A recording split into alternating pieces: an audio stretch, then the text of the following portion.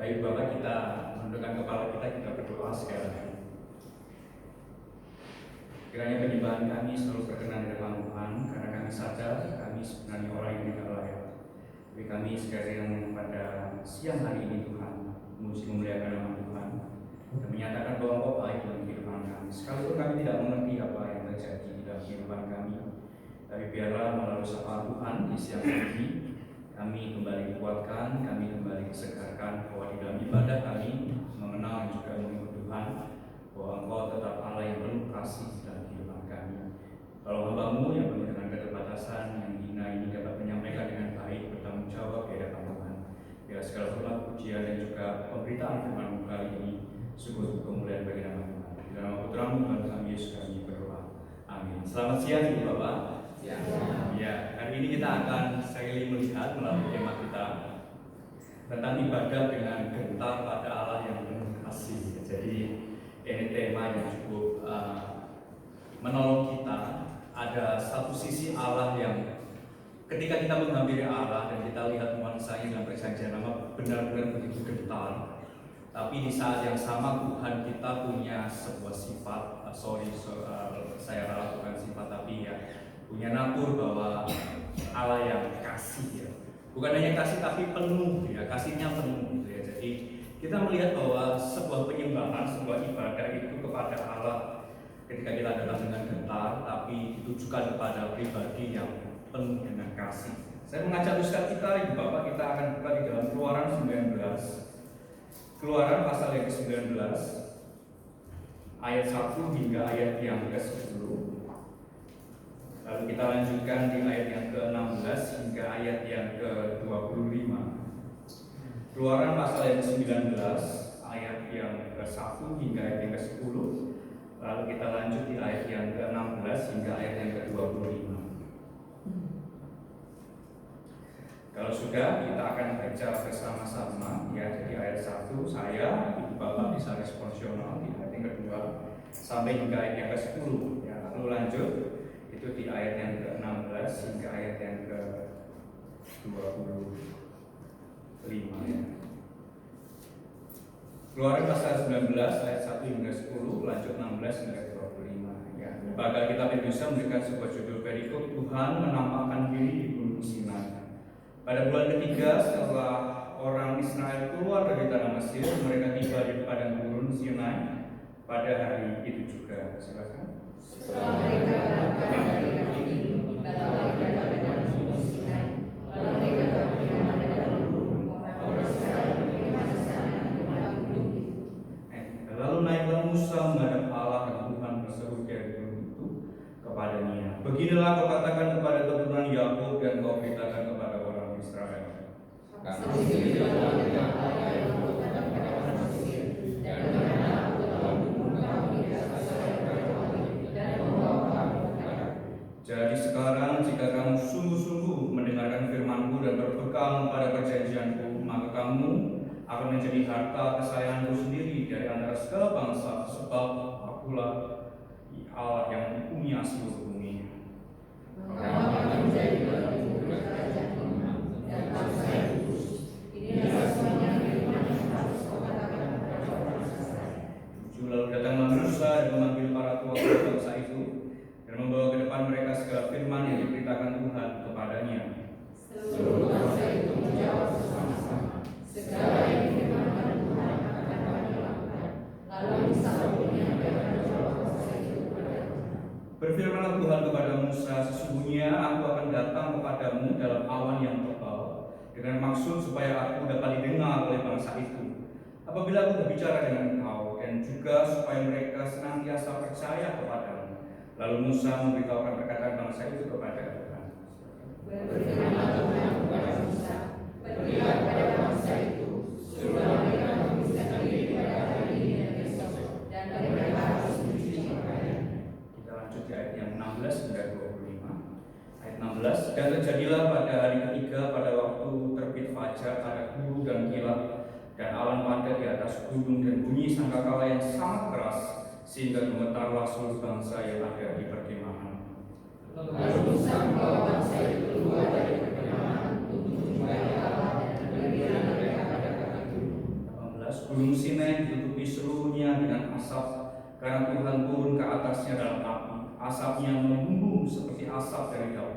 dan seluruh gunung itu gemetar sana. Bunyi sabda yang memanggil keras, berbicara Musa, Lalu turunlah Tuhan ke atas gunung Sinai, ke atas puncak gunung itu. Maka Tuhan memanggil Musa ke puncak gunung itu, dan naiklah Musa ke atas.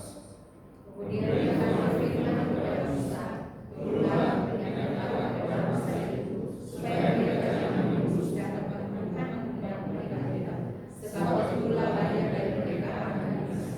22. Juga para imam yang datang mendekat kepada Tuhan haruslah memutuskan dirinya, supaya Tuhan jangan melanggar mereka. Lalu berkatalah Musa kepada Tuhan, tidak akan mungkin bangsa itu mendaki gunung Sinai ini, sebab Engkau sendiri telah mengingatkan kepada kami. Demikian, pasanglah batas sekeliling gunung itu dan nyatakanlah itu kudus. 24. Lalu Tuhan berfirman kepadanya, pergilah, turunlah, kemudian naiklah pula engkau beserta Harun, tetapi para imam dan rakyat tidak boleh menembus untuk mendaki menghadap Tuhan, supaya mereka jangan dilanggarnya. Lalu turunlah Musa kepada bangsa itu dan nyatakan hal itu kepada mereka. Ya, sampai sejauh ini Bapak pembacaan kita, baiklah setiap kita yang bukan hanya membaca, tapi biarlah kita juga dapat memaknai dan mengerti dan aplikasikan ya di dalam kehidupan kita. Sebuah narasi yang cukup panjang ya di dalam narasi Exodus, tapi kita melihat secara sekilas ya dari ya hampir 10-15 ayat bahkan lebih, bahwa Tuhan benar-benar Tuhan yang begitu besar ya, Tuhan yang benar-benar maha kudus, maha suci, khusus yang memanggil umat yang dipilihnya ya untuk menghadap atau ya kita bisa narasikan dengan beribadah kepadanya. Ya, Ibu Bapak, pada bulan ini kita akan belajar tentang konsep ibadah ya. Jadi bulan ini kita belajar tentang apa sih sebenarnya ibadah ya. Jadi kita lihat di 2 bulan yang terakhir ya, kita sudah belajar tentang misi, kita juga belajar tentang pelayanan. Dan ini lebih, kalau pelayanan kita juga terkait dengan personal kita ya, secara kita Tuhan kasih kepercayaan. Dan ini lebih spektrumnya lebih luas lagi, yaitu mengenai ibadah. Ini urusannya bukan tentang kita lagi ya, tetapi tentang Tuhan yang kita muliakan. Jadi dalam bulan ini, dalam sepanjang bulan Juni, kita akan melihat tentang beberapa ya narasi tentang ibadah. Dan ini juga menolong kita ya Bu Bapak, bagaimana ketika kita merespon undangan Tuhan di dalam menyembahnya. Jadi kita belajar bahwa ya konsep ibadah itu adalah sebuah undangan ya, yang Tuhan beri dalam kehidupan kita ya. Kalau kita ya aplikasikan dalam kehidupan kita, mungkin kita sering ya datang kepada undangan-undangan mungkin rekan kita, pak kita ya. Tapi ini yang mengundang itu adalah Tuhan Allah sendiri, pemilik sang empu kehidupan kita ya. Jadi kita lebih dimaknai sekali lagi di dalam bulan Juni, di dalam bulan ibadah kali ini. Bapak Ibu, kalau kita lihat memang nuansa di dalam perjanjian lama, khususnya di dalam narasi ibadah itu benar-benar Allah itu ya menggentarkan ya. Ada beberapa teks di sini tentang gemetar, tentang gentar, tentang Allah yang gak boleh orang itu lihat dengan ya dengan dekat gitu ya. Kalau kita bahasakan dengan pakai bahasanya kita Keluaran gitu ya. Jadi kita melihat bahwa dalam tema kita pada siang hari ini ibadah dengan gentar ya. Jadi kita punya Allah benar-benar ya bukan suatu hal yang sembarangan kita datang ya. Ya ini kalau kita renungkan di dalam kehidupan kita ya kadang ya kita merespon undangan Tuhan ya seakan-akan kita bukan asal-asalan gitu ya, tetapi dengan sembarangan ya, quote on quote-nya itu dengan sembarangan kita datang ya, entah itu dengan motif apapun itu. Tapi kalau kita narasikan dalam sepanjang kehidupan kita, kadang kita terjebak ya di dalam bagian itu. Tapi kalau kita lihat narasi perjanjian lama bahwa ibadah dengan gentar ya, dengan Allah yang penuh dengan ya kebesarannya membuat umat itu gemetar di saat itu. Nah, yang menjadi pertanyaan buat kita Ibu Bapak, bagaimana mungkin kita bisa menghubungkan atau ya ada sebuah korelasi di sini tentang ibadah dengan gentar pada Allah yang penuh kasih. Padahal nuansa yang ditimbulkan kepada Allah yang benar-benar besar, yang nggak bisa kita datang dengan sembarangan dan kita gentar menghadapi Allah. Tapi di saat yang sama Allah itu yang kita datangi adalah Allah yang penuh kasih.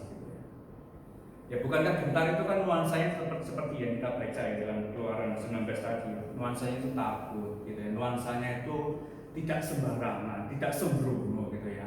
Tapi di sisi yang sama kita yang datang kepada Allah yang penuh kasih, bukankah Allah yang penuh kasih itu ya kalau kita narasikan perjanjian baru kan marilah datang kepada aku gitu ya. Jadi sebuah undangan yang benar-benar bukan suatu hal yang membuat kita takut gitu ya, tapi membuat kita malah begitu nyaman gitu ya ketika kita merespon ibadah undangan daripada Tuhan ya. Bagaimana kita memahami konsep ini ya tentang ibadah dengan gentar tapi kepada Allah yang penuh kasih. Bapak Ibu, kalau kita perhatikan ya di dalam detail Alkitab kita, memang kata ibadah itu sebenarnya muncul sudah bahkan bukan narasi Exodus ya, tetapi lebih di dalam awal-awal penciptaan itu ya, khususnya dalam Adam dan Hawa, dalam Keluaran 3:12 ya. Sebenarnya kata ibadah itu muncul, tapi sejak ya penciptaan itu sudah ada cerita ya, ada sebuah gambaran atau sketsa tentang sebuah korban. Jadi memang dalam perjanjian lama kan dijelaskan bahwa ibadah itu tidak bisa lepas dari sebuah korban bakar untuk korban apapun itu ya. Jadi kalau kita lihat di sini ada Kain dan Habel dalam Kejadian 4, ada Nuh juga setelah peristiwa air bah, dan juga ya Abraham ya, Kejadian 12 ya. Jadi kalau kita lihat kata ibadah itu sudah melekat dan juga muncul ya. Walaupun tidak spesifik kata ibadah di situ, tetapi kegiatan atau hal yang Tuhan inginkan kepada para hamba-hambanya itu menyiratkan tentang ibadah. Kalau kita bahasakan Ibu Bapak dalam perjanjian lama itu ibadah adalah sebuah perjumpaan. Ya, jadi pada waktu Allah memilih suatu bangsa, Ia juga memberikan cara bagaimana bangsa itu dapat bertemu dengannya. Jadi kita bersyukur kita punya Allah dalam perjanjian lama itu bukan suatu hal yang aduh gimana ya. Tuhan memilih aku tetapi aku nggak tahu bagaimana cara datang kepadanya. Kan kalau dinarasikan sekarang kan banyak orang itu punya caranya sendiri-sendiri gitu ya. Jadi malah terbalik gitu ya. Kalau dulu Tuhan ya Musa kan aku utus untuk menyerukan kepada umatku kapan aku bisa ditemui, bagaimana dengan cara aku bagaimana ditemui gitu. Tapi kalau kita narasikan sekarang kan tidak gitu. Kita yang menggunakan cara-cara kita sendiri gitu ya untuk bertemu dengan Allah. Itu juga pergumulan lalu ya waktu saya juga ya dipanggil oleh Tuhan dan itu juga menjadi suatu bagian juga dalam kehidupan saya. Tapi kita bersyukur Ibu Bapak ya rekan-rekan yang terkasih dalam Tuhan bahwa kita punya Tuhan yang benar-benar yang memberikan kita cara bagaimana Dia berkenan ditemui gitu. Dan ini menjadi sebuah hal yang benar-benar ya Tuhan begitu dahsyat dan juga besar di dalam kehidupan kita. Bapak Ibu, Alkitab juga mencatat dengan jelas ya umat kepada siapa ibadah ditujukan, bagaimana cara pelaksanaannya, serta kapan waktunya ibadah itu dilaksanakan. Ya mungkin ini semacam kayak seperti ya Allah dalam perjanjian lama itu begitu ketat dengan peraturan gitu ya. Tapi ya memang demikianlah gitu Ibu Bapak ya. Sebagaimana pencipta ciptaan ya. Jadi dia benar berhak ya untuk memerintah kapan dia berhak untuk ditemui. Bapak Ibu, memang di dalam sempat ya kita juga belajar tentang Musa ya, walaupun dengan kehebatan juga ia pernah jatuh juga. Tapi Musa menjadi sebuah ya yang heroik ya, yang ikonik juga ya di dalam catatan kitab Pentaukut ya. Ada Kejadian, Keluaran, Imamat, Bilangan, Ulangan ya. Dan selanjutnya generasi selanjutnya ya. Musa mengambil peranan penting bagi bangsa Israel untuk beribadah kepada Allah yang menjadi satu-satunya yang harus disembah ya. Jadi Musa menjadi bagian khusus ya di dalam penyembahan bangsa Israel atau umat Tuhan pada saat itu. Lalu Ibu Bapak, kalau kita bisa hubungkan di dalam tema kita pada siang hari ini bahwa ibadah dengan gentar pada Allah yang penuh kasih itu sebenarnya konsepnya seperti ini ya. Umat datang dengan gentar karena Allah ini adalah sang inisiatif mengundang umat ya. Jadi inisiasinya itu adalah Allah sendiri yang mengundang umat. Gentar karena umat tidak bisa menyelesaikan dosanya secara sendiri. Ya, ini kan jelas. Mengapa tadi digambarkan kamu nggak boleh dekat-dekat kepadaku atau umatmu itu? Ya karena ada suatu hal jarak yang memang karena engkau sudah jatuh dalam dosa sebagaimana keturunan dari Adam dan Hawa. Dan itu mengapa ia gentar gitu ya? Dia takut ya dengan kalau kita bahasakan itu festival ya ilahi ini kan ada guntur, ada badai, bahkan Tuhan datang bukan dengan suara tapi dengan awan yang pekat, yang gelap, dengan gemuruh gitu ya. dengan gemuruh itu dia datang dan menyapa umatnya. Jadi secara sendiri yang sama kepada Allah kasihnya penuh yang melayakan umat dan ibadahnya. Jadi di saat yang sama ketika datang dengan gentar karena nggak bisa menyelesaikan dosa, tapi di saat yang sama Allah yang penuh kasih itu ya melayakkan. Ini kita kalau dalami detailnya gitu ya Bapak, ini benar-benar kita bersyukur ya punya Allah yang demikian ya. Dengan cara yang menurut kita tidak akan masuk dalam kehidupan kita, tetapi itu nyata ya, itu real ya. Kita yang gentar, kita nggak bisa menghadap Tuhan, tapi kita punya Allah yang penuh kasih yang melayakkan. Ini sebenarnya kesadaran kita di dalam beribadah ya, dalam ibadah kita. Ya sekali lagi ibadah bukan berarti ya gedung dan hari Minggu gitu, tapi ibadah bagaimana ya dalam keseharian hidup kita, di dalam kita mengikut dan juga mengiring Tuhan. Nah, yang menjadi bukan problem tapi isu ya saat ini adalah kita nggak bisa menikmati sebuah ibadah.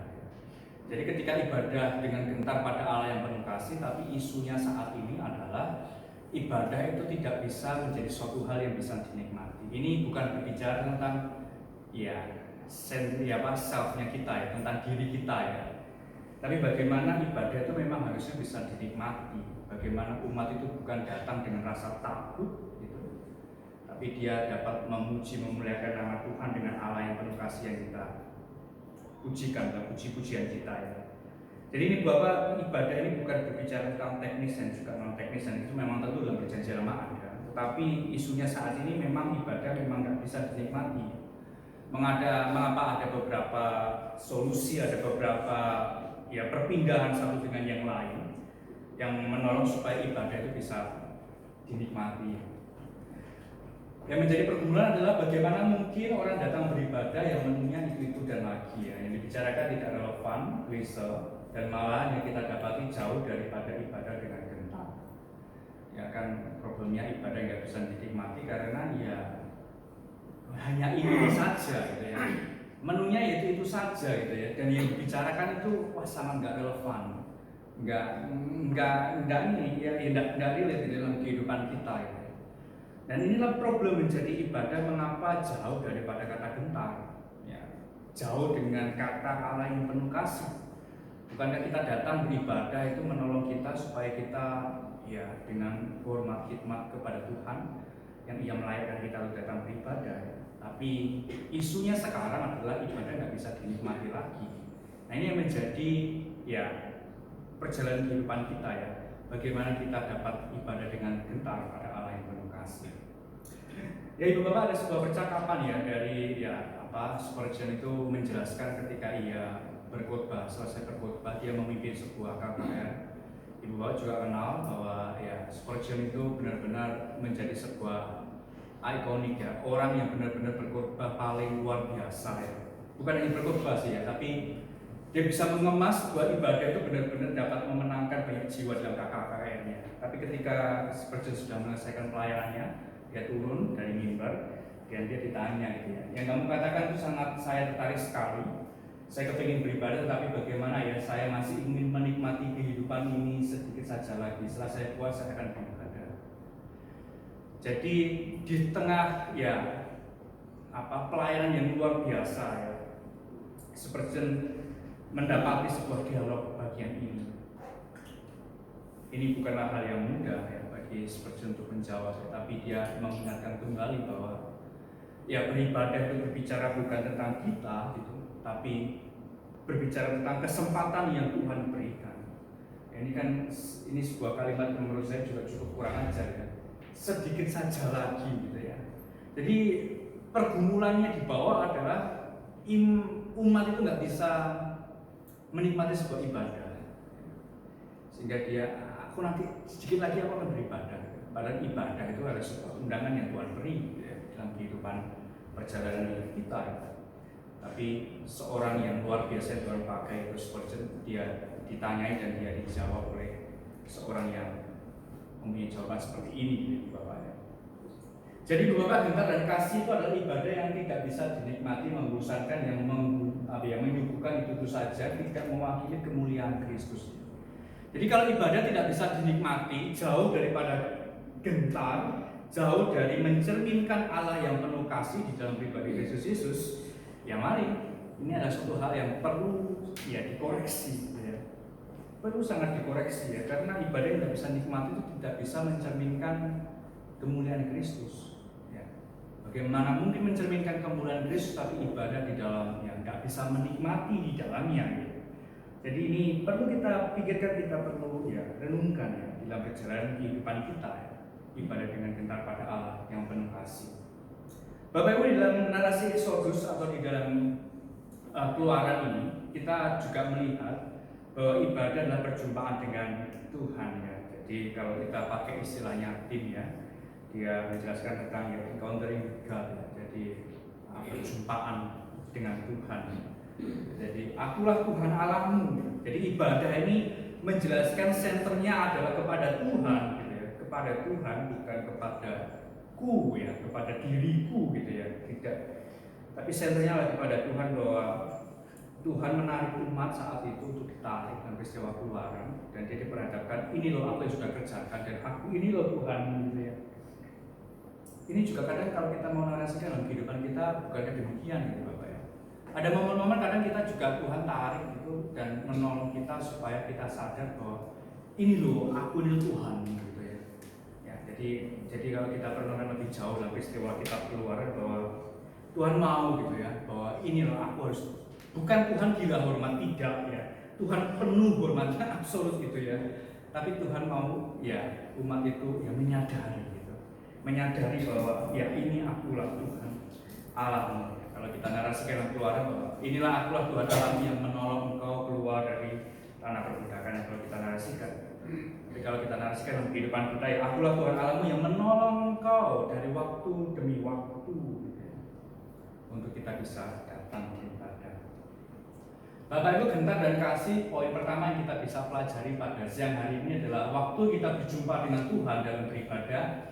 Selain kita mengenal Dia, ya, ya, Dia adalah Allah yang hebat, luar biasa, Allah yang penuh kasih, kudus, ya, itu ya, dengan atur-aturnya. Tapi Tuhan juga mau supaya kita juga mengenal diri kita. Jadi kalau kita ibadah itu benar ya, kalau kita nggak bisa menikmati, ya tentu itu akan terjerumus gitu ya. Dalam kehidupan kita tidak bisa mengenal diri kita. Padahal dalam ibadah itu kita bisa mengenal diri kita, siapa diri kita di dalam Tuhan ya, itu penting Bapak ya. Jadi bukan melihat daripada perspektifnya kita sendiri ya, tapi waktu kita berjumpa dengan Tuhan dalam beribadah, Tuhan sekali lagi Dia tidak kurang pujian penyembahan karena bala tentara surga turun selalu memuji memuliakan namanya ya.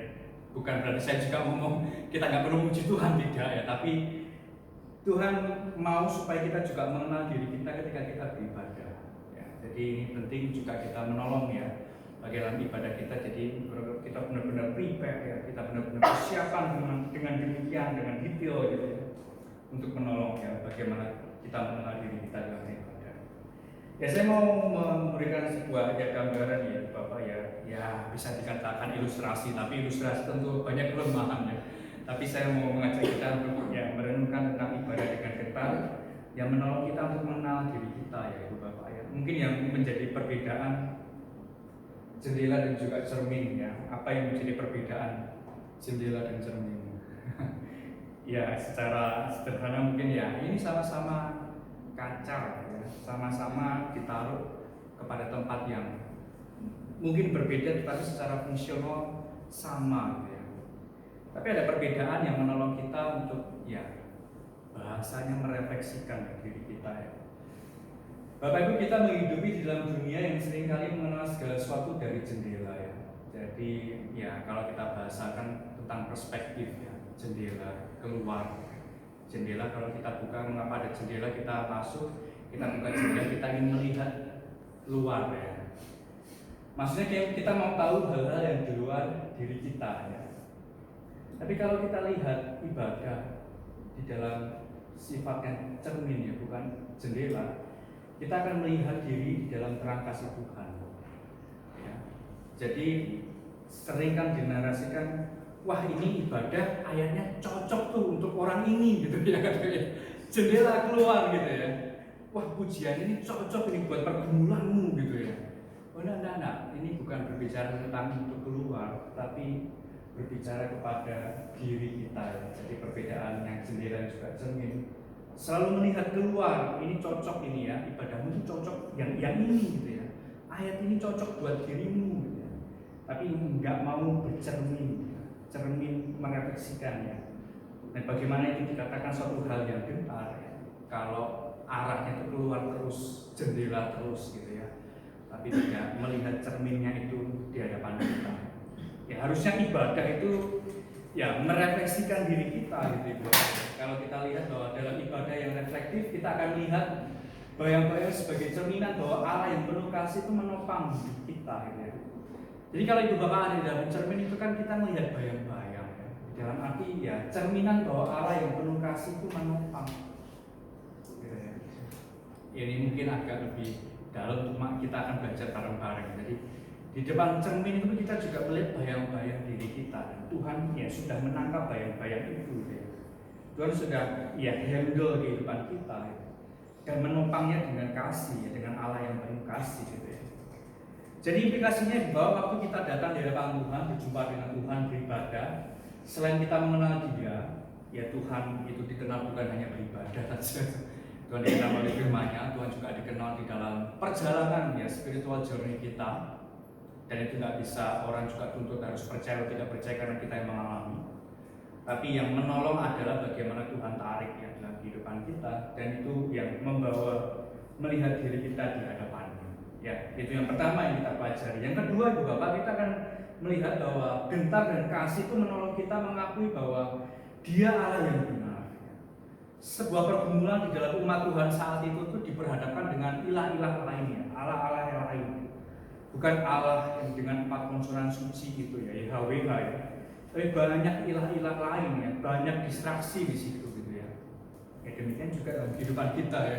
Banyak sekali distraksi, banyak sekali ilah-ilah lain ya, yang sekali lagi yang bukan berubah ya, tapi mengecoh kita ya, untuk kita nggak center lagi kepada Tuhan ya. Dan terjadilah pada hari ketiga, pada waktu terbit fajar, ada guru dan kilat dan awan padat di atas gunung dan bunyi sangkakala yang sangat keras sehingga gemetarlah seluruh bangsa yang ada di perkemahan gitu ya. Ini salah satu kalau kita membayangkan akan mungkin sangat mudah gitu, tapi kalau mengalami benar-benar sangat sulit gitu ya. Benar-benar gemetar ya bangsa itu tentang kehadiran Tuhan gitu ya. Jadi kalau kita pakai bahasanya kuasa ilahi yang paling menakutkan yang pernah umat lihat itu guru kilat awan padat bunyi sangkakala yang bersamaan yang sangat keras, asap api dan gempa bumi. Gunung Sinai tampak menakutkan. Nah, kita berkata gemetarlah seluruh bangsa yang ada di perkemahan. Ya, jadi benar-benar Tuhan nggak mau dipermainkan gitu ya. Tuhan nggak mau orang itu datang dengan sembarangan, dan Dia mau datang kepada umat dengan caranya yang begitu membuat umat itu gentar gitu ya. Ya ini kan narasi dalam kehidupan kita itu ya, ini bisa kita bisa lewati gitu ya, dalam arti ada sisi kadang kita juga sembarangan, ada satu sisi kita juga kadang membuat diri kita itu ya Tuhan aku datang di hadapanmu, tapi ya dengan motif atau dengan cara yang bisa sembarangan. Tapi kalau kita lihat, kalau kita mengakui bahwa Allah kita Allah yang sama dalam perjanjian lama dan tidak ada yang berbeda dalam perjanjian baru, kita harusnya gentar.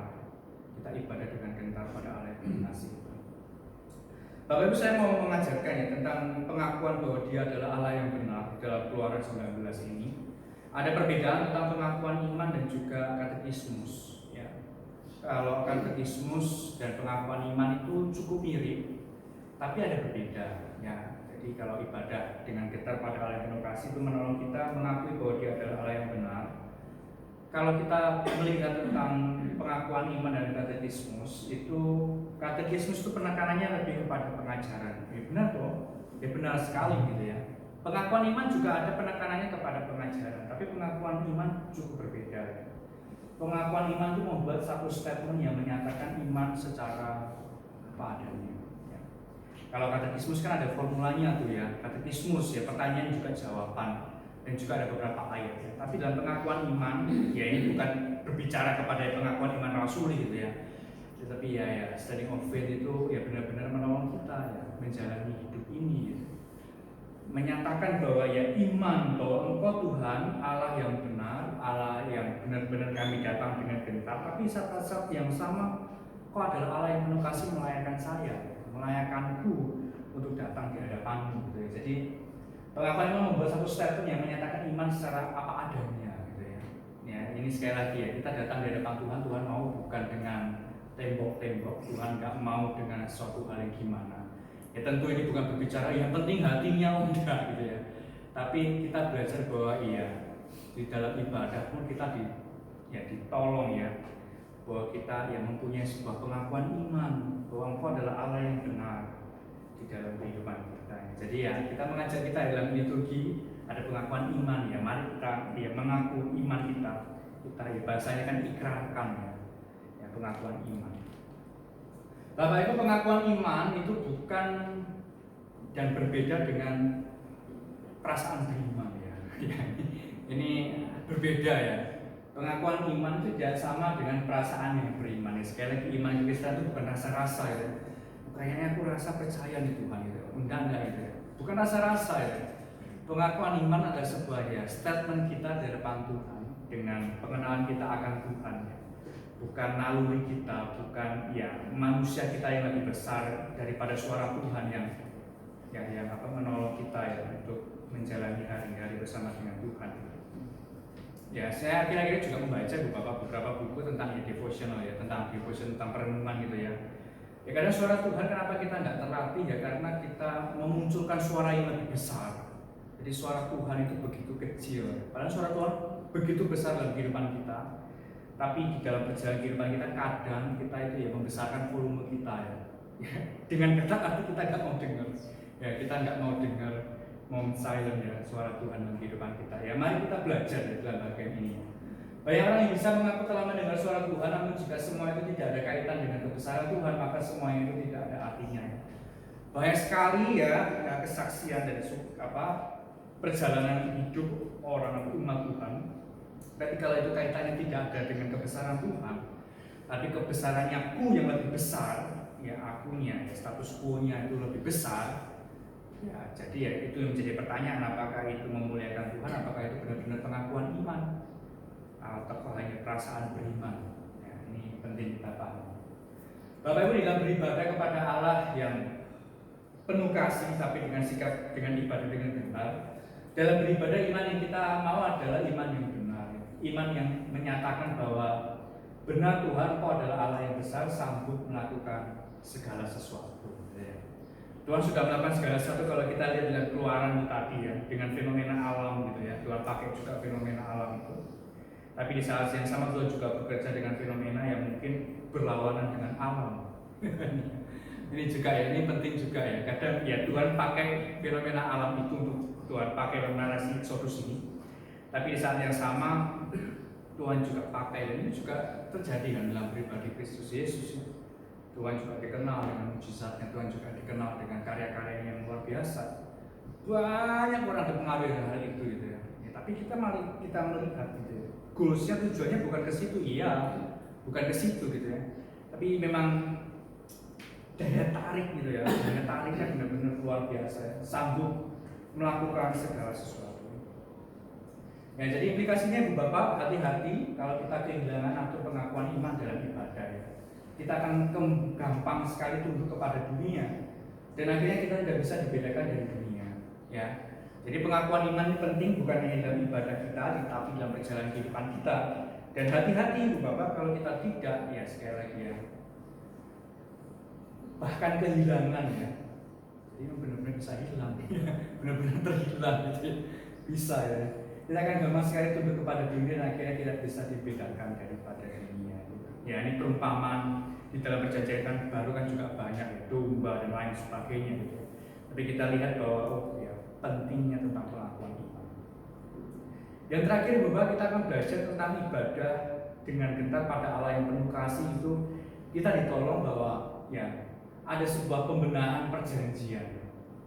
Ya, tentang ibadah itu tentang nggak bisa lepas dari apa itu artinya covenant ya, perjanjian. Ya sekali lagi saya nggak mau bosan mengatakan hal ini karena perjanjian Allah yang Tuhan beri itu tidak ada andil manusia ya. Jadi Tuhan yang membuat, Tuhan yang membenahi. Ini sekali lagi bukan kepada arah, oh berarti Tuhan gagal ya menyatakan janjinya. Enggak ke situ gitu arahnya. Tapi kita melihat bahwa ya, Tuhan yang penuh kasih itu loh memberikan kamu kesempatan demi kesempatan gitu ya. Bahwa kita tuh gagal dan Tuhan membenahi janji itu ya. Arahnya bukan kepada Allah yang gagal yang walau janjinya Tuhan tuh ternyata bisa kok gitu ya. Dalam perjanjian firman juga kita Tuhan kayaknya dikit aja nyerong sedikit gitu. Ya, Tuhan ya kasih janji lagi gitu ya. Ya pada saatnya Tuhan pada akhirnya sudah selesai, enough, cukup gitu ya. Tapi dalam ibadah kalau kita lihat dalam Keluaran 19 ini Bapak, seakan-akan Tuhan itu ya mengulangi janjinya ya, atau ya pakai bahasanya tuh ya ratification ya atau pembenahan perjanjian. Bapak Ibu, gambaran Exodus tuh ya Allah itu mengikat perjanjian, membuat covenant dengan Israel. Di dalam sejarah keselamatan kalau kita tarik pada kisah Israel ya, jadi setelah Exodus banyak cerita, banyak narasi di sana, lalu masuk di dalam narasi hakim-hakim, lalu masuk kepada raja-raja dan juga masuk kepada nabi-nabi, besar dan juga kecil, dan setelah itu terjadi dalam program perjanjian. Jadi selama perjanjian lama itu problemnya tetap gitu ya, Ibu Bapak ya. Selalu perjanjian itu selalu gagal karena umat ya, bukan kepada Tuhannya, tapi umat yang gagal ya. Jadi ini adalah pembenahan janji Allah ya. Dalam narasi Keluaran membuka covenant sehingga Israel tidak perlu tinggal dalam covenant yang palsu ya. Jadi dalam sejarah perjalanan umat Tuhan saat itu banyak sekali juga ilah-ilah lain atau covenant yang palsu itu juga menawarkan kepada umat ya. Tapi Tuhan ngomong bahwa akulah Tuhan Allahmu. Jadi kan wah ya yang harusnya toleh kiri kanan tapi langsung ke depan bahwa aku ini loh Tuhan Allahmu yang memberikan perjanjian. Ya ini penting ya Ibu Bapak ya ketika beribadah juga ya, bahwa kenapa dalam ibadah kita itu dikuatkan, kenapa ibadah itu kita juga diteguhkan kembali, karena di situ juga ada ya pembenahan janji. Dalam arti kita gagal ya, kita mengecewakan bahasanya, mengecewakan Tuhan. Bapak Ibu, di dalam teologi reform itu bahwa covenant atau perjanjian itu ya sangat penting sekali ya. Jadi penting sekali ini bukan masalah ya penghiburan gitu ya. Wah karena Tuhan sudah janji bahwa aku ini adalah orang-orang yang Tuhan kasih, nggak sampai jauh itu. Tapi perjanjian juga melibatkan kita dalam arti pelaksanaannya gitu ya. Tapi pembenahan restorasi perjanjian berarti diasumsikan di dalamnya adalah bahwa covenant tersebut sudah diingkari ya. Justru yang mengingkari ini adalah kitanya yang seringkali mengingkari perjanjian itu. Ya. Jadi di sini Ibu Bapak artinya adalah sebuah ratifikasi covenant, ada berita pengampunan. Kalau bagian ini tidak ada, kita masuk ke dalam konsep sembarangan dalam beribadah. Ya. Kalau kita nggak hati-hati dengan pembenahan perjanjian ini, jadi kita seakan-akan oh ya kalau Tuhan sudah membenahi janji demi janji, kita datang sembarang saja. Nggak ke situ gitu Ibu Bapak ya. Tapi kita tak melihat bahwa ibadah dengan gentar pada Allah yang penuh kasih, bahwa gagalnya itu adalah di diri kita, gitu ya. Kalau dalam liturgi Bapak kita ada ya, kita masuk di dalam ya ada doa pengakuan dosa ya. Tapi kalau kita nggak berhati-hati di sini Bapak, kita semacam seperti ya excuse gitu ya. Oh iya Tuhan itu penuh kasih kok, Tuhan itu Allah pengampun kok ya. Kita bisa kok datang lalu kita berdosa lagi, kita bisa datang lagi, kita bisa berdosa lagi gitu. Ya ini akan kecenderungannya ke sini gitu kalau kita tidak hati-hati kepada ibadah dengan gentar. Tapi kita lebih memberikan stabilo Allah yang penuh kasih itu.